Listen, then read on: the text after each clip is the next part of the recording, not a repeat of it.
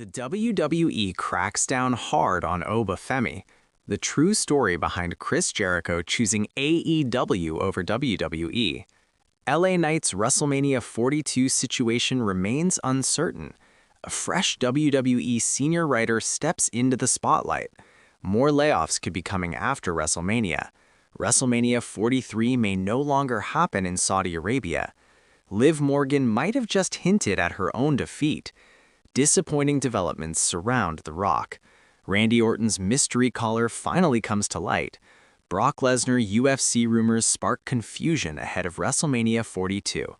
All this and much more unfolds, so if you haven't already, make sure you subscribe and drop a like. And let me ask you this right away. Which of these stories shocked you the most so far, and which one are you most curious about as we dive deeper into the drama? Now let's get straight into it with the real reasons Chris Jericho chose AEW over WWE. Chris Jericho made a surprising return to AEW instead of heading back to WWE during a recent episode of Dynamite, opening the special April Fool's edition of the show and firmly re-establishing his presence in the company for the foreseeable future.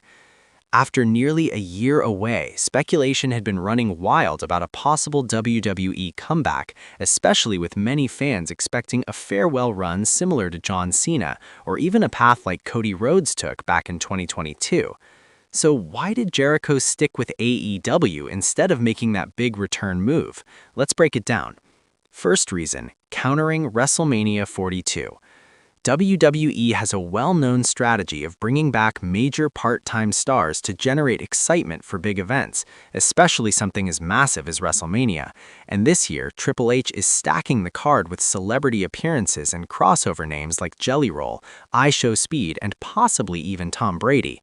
Now, AEW, on the other hand, has already scheduled 2 major pay-per-views before WrestleMania even happens, so bringing back one of their founding figures right before their own major events gives them a serious boost in visibility and hype. Do you think AEW bringing Jericho back at this moment was a smart move to compete with WWE's star power, or do you think WWE still dominates that spotlight?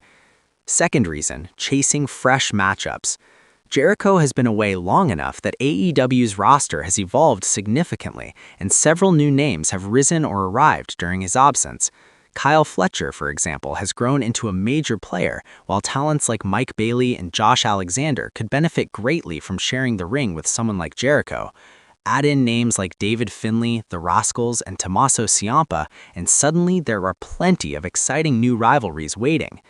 Do you enjoy seeing legends like Jericho face new generation stars, or do you prefer classic rivalries being revisited? Third reason, the financial factor. Sometimes the simplest explanation is money.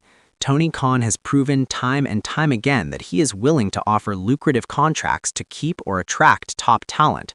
While some wrestlers choose WWE for legacy or lifelong dreams, others are motivated by financial opportunities and security. Jericho may have received a significantly stronger offer from AEW, making the decision much easier. Would you choose legacy over money if you were in Jericho's position, or would the bigger paycheck win every time? Fourth reason, dissatisfaction with retirement storytelling. WWE recent booking decisions involving legends like John Cena and AJ Styles may have played a role in Jericho's thinking. Cena's farewell run didn't quite hit the emotional highs many expected, and Styles' abrupt retirement storyline left fans divided. Jericho likely evaluated how his own final run might be handled and decided it wasn't worth the risk of a disappointing send-off. Do you think WWE handled Cena and Styles' exits properly, or did they miss the mark? Fifth reason, loyalty and pride in AEW's creation. Jericho isn't just another name on the roster. He is one of the pillars who helped build AEW from the ground up alongside Cody Rhodes, Kenny Omega, Tony Khan, and the Young Bucks. Being part of that foundation carries a sense of pride and responsibility, and stepping away for good might not have felt right, especially after reflecting during his time off. Do you think loyalty should matter more than opportunity in wrestling, or is business always business? Moving forward, LA Knight's WrestleMania 42 status is raising eyebrows. Despite being involved in recent storylines, including a chaotic segment with IShowSpeed and the Vision faction, reports suggest he may not have a confirmed match at WrestleMania. A potential six-man tag has been discussed featuring Logan Paul, Austin Theory, The Vision, and IShowSpeed against the Usos and LA Knight, but everything hinges on whether Speed is ready to compete. If not, the match could be altered significantly or even removed, leaving Knight without a clear role at the biggest show of the year. Imagine that, one of the most popular stars possibly missing out. Do you think LA Knight deserves a bigger spotlight at WrestleMania, or has WWE dropped the ball with their booking? Interestingly, just as this situation was unfolding, Knight appeared during Speed's stream and caused chaos, which might be setting up something bigger, so maybe things are not as uncertain as they seem. Meanwhile, several major matches have already been confirmed, including a high-stakes women's tag team fatal four-way, Dominic Mysterio versus Finn Balor, and a chaotic ladder match for the Intercontinental Championship featuring Penta, JD McDonough, Rusev, Javon Evans, and Dragon Lee. On top of that, Seth Rollins has been cleared for action, only to be attacked by Gunther, leading to another blockbuster match announcement. Does this lineup feel strong enough for you for WrestleMania 42, or are you expecting more surprises? Next up, new leadership emerges in WWE's creative team. WWE continues to evolve behind the scenes, and recent promotions in NXT highlight that shift. Andrea Concepcion has officially stepped into a senior writer and producer role after starting as an assistant at just 22 years old and rising quickly through the ranks. Her journey reflects WWE's effort to build new creative voices alongside experienced veterans.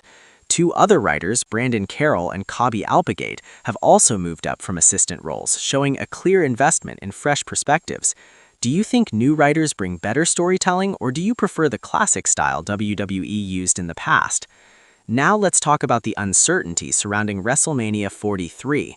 Originally planned in Saudi Arabia, the event could be relocated due to ongoing geopolitical tensions.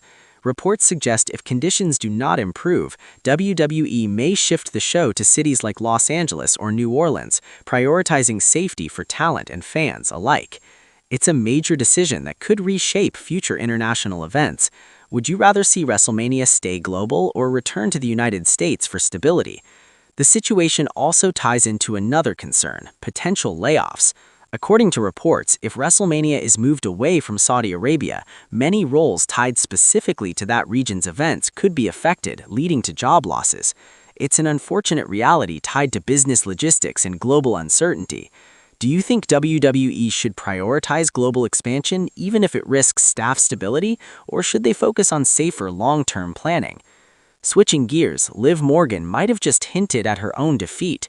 After winning the Royal Rumble and building momentum in her feud against Stephanie Vaquer, Morgan recently stood tall while holding the championship during a closing segment. Traditionally, in WWE storytelling, the challenger who gains the upper hand before a title match often loses on the big stage. Could this be a subtle spoiler or just a coincidence? Wrestling history suggests a pattern, but nothing is guaranteed. Would you bet on Liv Morgan winning or losing at WrestleMania based on this moment? Outside the ring, Morgan continues expanding into acting, showing her ambition beyond wrestling, which adds another layer to her career trajectory. Meanwhile, disappointing news surround The Rock, as reports indicate he may not be involved in WrestleMania 42 at all, despite speculation linking him to Randy Orton's storyline. While nothing is ever completely off the table, sources strongly deny his involvement, leaving fans wondering if this year's event will miss his star power.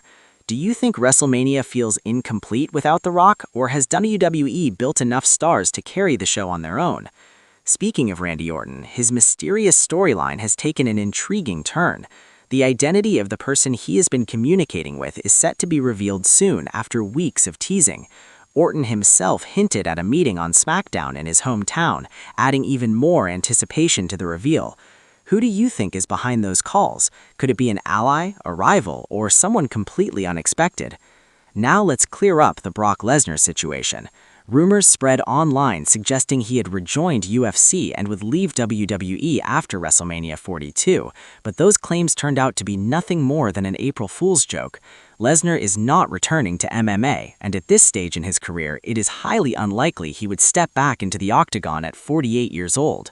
His focus remains on wrestling and potentially winding down his career on his own terms. Does Lesnar still feel like a must-see attraction to you, or do you think it's time for him to step away gracefully? Finally, we come to Oba Femi and the consequences of his actions. The rising star has been on a dominant run, even overpowering Brock Lesnar in recent weeks, but things escalated when he ignored orders and put his hands on Adam Pearce during a chaotic confrontation. Security was taken out and the situation spiraled quickly, crossing a line that WWE authority figures cannot ignore. After the incident, Pearce hinted strongly at punishment, leaving fans speculating about fines, suspensions, or even storyline repercussions that could impact Femi's momentum. Do you think WWE should punish him harshly to maintain authority, or let his dominance continue unchecked as part of his character arc?